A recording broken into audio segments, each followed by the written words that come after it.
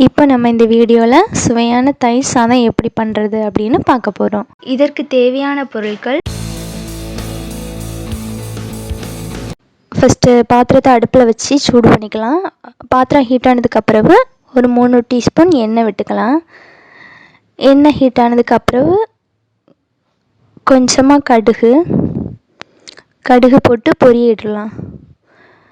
கடுகு பொரிஞ்சதும் 1 டீஸ்பூன் உளுந்தம்பருப்பு அதையும் போட்டு பொன்னிறமாக வறுத்துக்கலாம். அப்புறம் 3 காஞ்ச மிளகாய் அதை கட் பண்ணி வச்சுருக்கேன், அதையும் போட்டு பொன்னிறமாக வறுத்துக்கலாம். அப்புறம் ஒரு பச்சை மிளகாய், கொஞ்சமாக சின்ன துண்டாக கட் பண்ண இஞ்சி, கருவேப்பிலை 3ஐயும் போட்டு நல்லா வதக்கிக்கலாம்.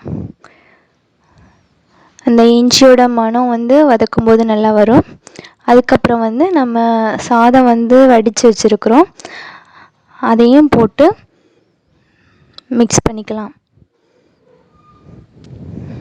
வச்சுருக்க சாதம் எல்லாம் போட்டுடலாம்.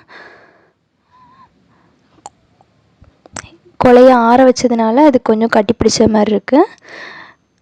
கிண்டி வரும்போது அது நல்லாவே இதாயிரும். நல்லா மிக்ஸ் பண்ணி கிண்டிக்கோங்க.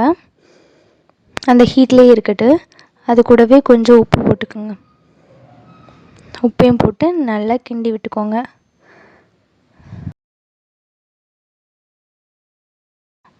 அப்புறம் ஸ்டவ்வை ஆஃப் பண்ணிவிட்டு ஆற விட்டுக்கலாம். ஆற விட்டு எடுத்து வச்சுருக்குறோம். அப்புறம் நம்ம 1 கப் தயிர் அதை இது கூட ஆட் பண்ணி நல்லா கிண்டி விட்டுடலாம். எல்லா இடமும் நல்லா மிக்ஸ் பண்ணி நல்லா கிண்டி விடுங்க.